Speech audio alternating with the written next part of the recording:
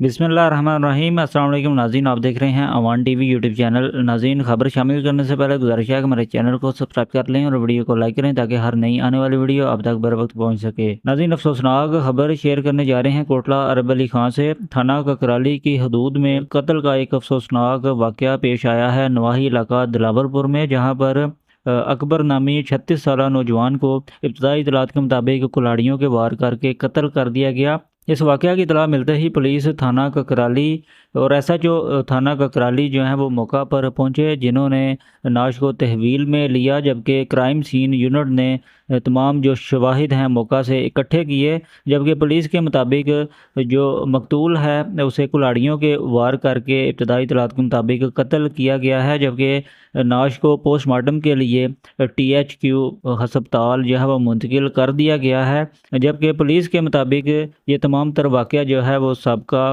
झगड़ा या मुकदमा की वजह से जो है वो पेश आया है।